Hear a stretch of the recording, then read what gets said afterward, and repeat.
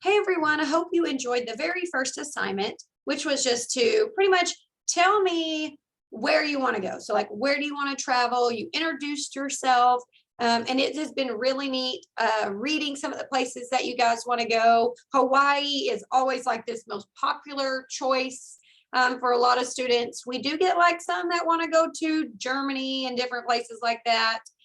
Greece is pretty popular. Recently, I got the experience and the opportunity, I guess I should say, to go to Washington, D.C. I actually was in Baltimore, and there's a lot of American history in the city of Baltimore, but I was there for a mental health conference specializing in substance abuse.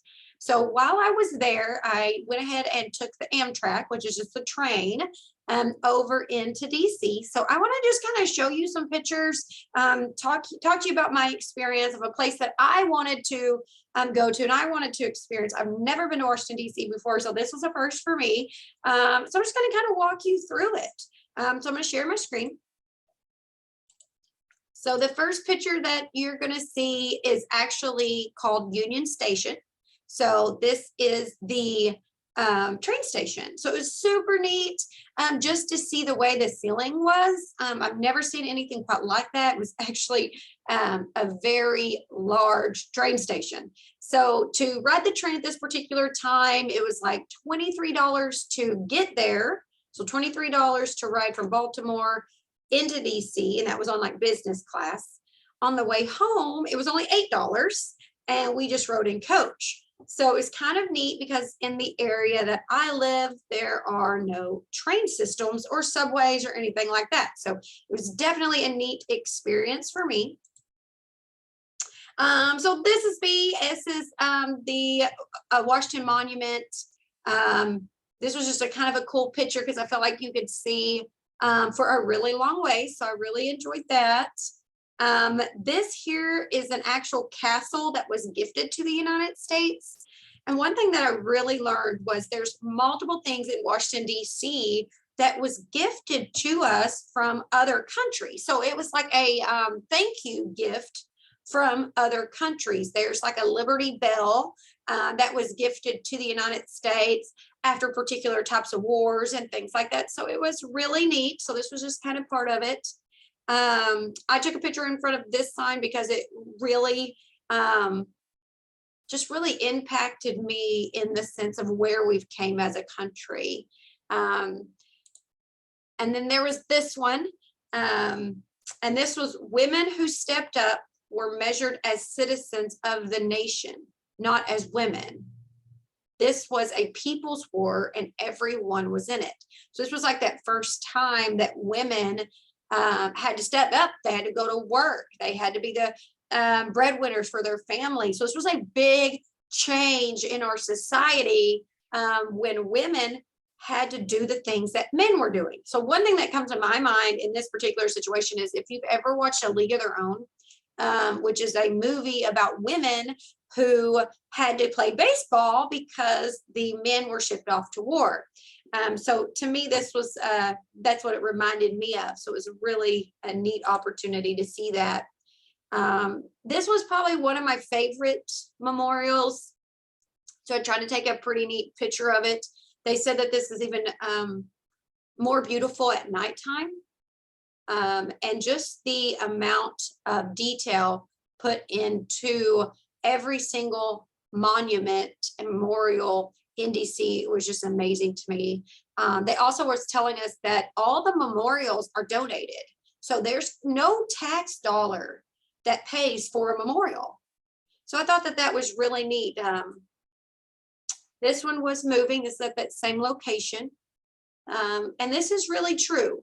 For the freedom we have today, there was a fight to get it. And I don't know that in the society we live in that we remember that all the time. And the fact that we get to vote. You get to come to college if you choose to come to college.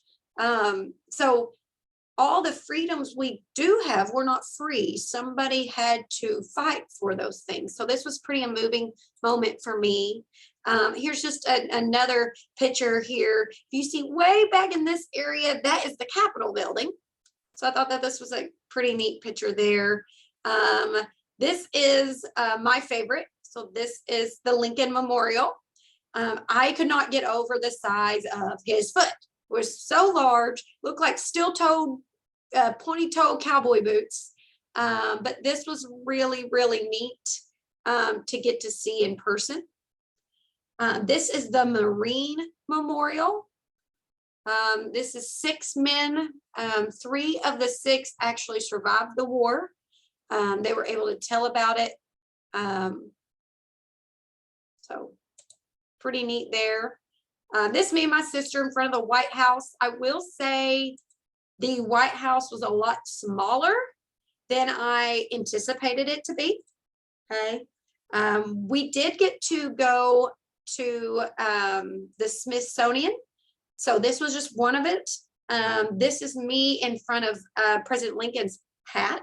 So if you remember any pictures of him, he always wore a very tall hat.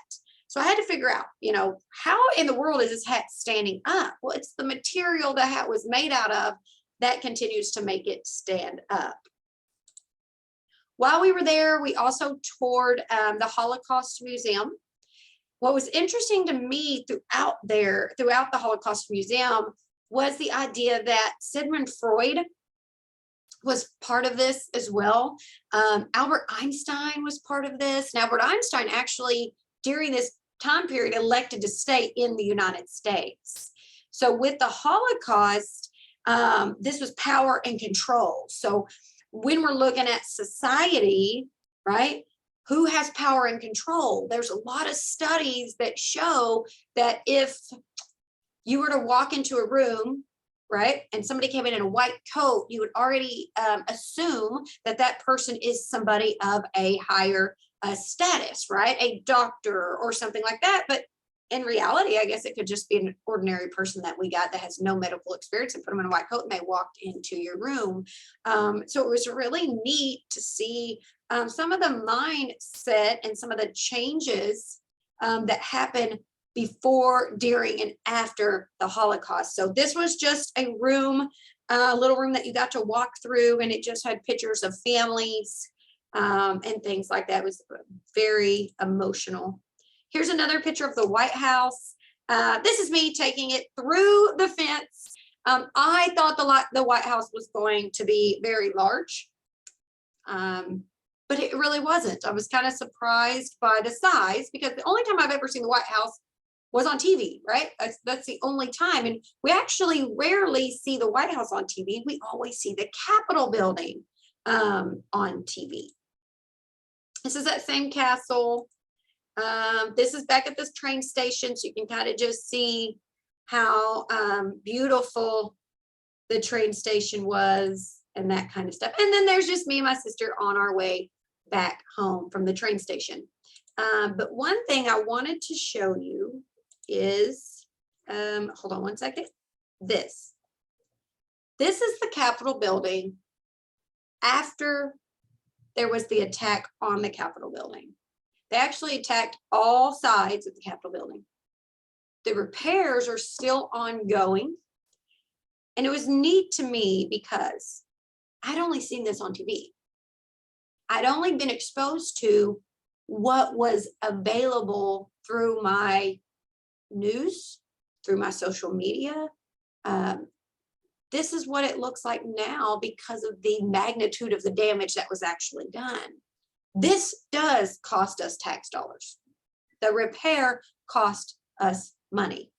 So it was really hard to wrap my mind around the fact that our own citizens destroyed and damaged the Capitol building. So that was an interesting thing for me to actually see in person. But I wanted to kind of take a minute and tell you about a place that I've recently got to go to that I'd always wanted to go and experience. Since I'm over here asking you, where do you want to go? Hopefully down the road, you will get to go and see the places and see the things that you're telling me today that you want to. And when you do, take the pictures, right? Eat the pizza, enjoy every single moment of it. And I will say that I did enjoy going to the Capitol, seeing the Capitol building. And we did go down Embassy Row, which is all the embassies, all the other countries, and their flags were hanging out.